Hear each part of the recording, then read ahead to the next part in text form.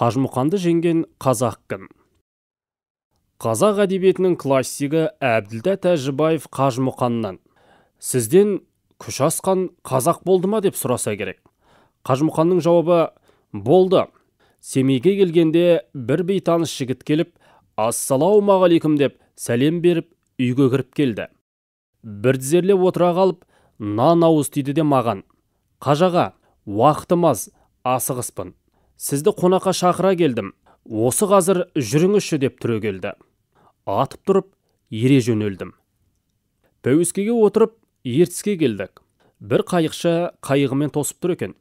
Қайыққа отырдық. Содан өзен ортасындағы түйе мойнақ аралына алып келді. Аралда дастархан жайылып, дәмге отырдық. Сонда мені шақырған жігіт себебін түсіндіргені: аға, арманым елдің даңқын көтерген сізді бір көру, қонақ ету, құрмет көрсету еді. Алла бұл тілегімді қабыл етті. Енді сізден бір өтінішім: мені бір сынап көріңізші. Өйткені өз күшімді сынайтын адамды жолықтыра алмай жүрім дегені. Қалай, күресіп пе деп сұрадым. Иә деп жауап берді. Аралда ағаштардың арасындағы тасалау жердегі алаңқайға бардық. Жол сіздікі. Жасыңыз үлкен деп аяғын алшақтау қойып тұра қалды. Әлгіні олай-бұлай итеремін, тартып қалам. Тамыр терең емен секілді. Былқ етпейді. Тұрған орнынан қозғалта алмай-ақ қойдым. Қақиған мойны да иілмей қойды. Ал енді өзің көр деп кезекті бердім. Сол-ақ екен, ол бір қолымен иығымнан қапсыра ұстады да шыр айналдырып дедектете жөнелді. Бір уақытта екінші қолымен қоса ұстады да жерден көтер айналдырды.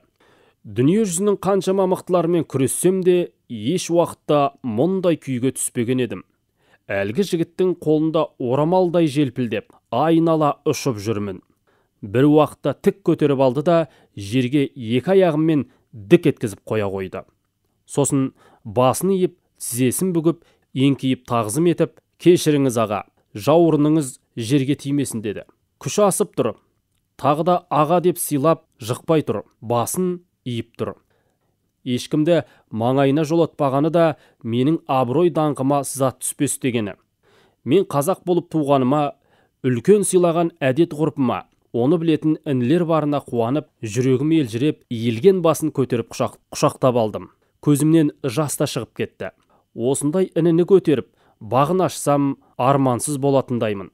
Жүр бауырым, менімен бірге.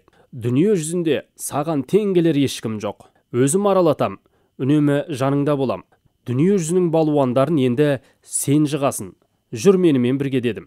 Сөзіме көңіліме риза болып, бірақ басын шайқады. Өмір бойы көре алмай жүрген туысын тапқандай елжіреп ағалай береді.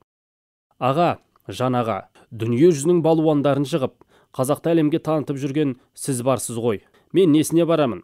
Менің жолым басқа болып тұр ғой дегенді алға тартады.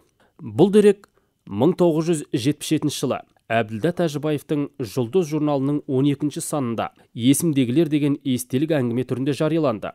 Бірақ Әбділда Тәжібаев нұсқасында: мен қисық жолға түскен жанмын, атымды біліп не қылас деген жолдар бар. Осы палуанның өмір баянын анықтаған адам жазушы алаштанушы Сейтмұхамед Тәбәрікұлы. Қажымұқанды жеңген қазақтың аты Ыбырай Түсіпұлы. 1898 жылы туып, 1958 жылы 60 жасында қайтыс болған. Ақымбет Керейдің ішіндегі Қареке атасынан шыққан.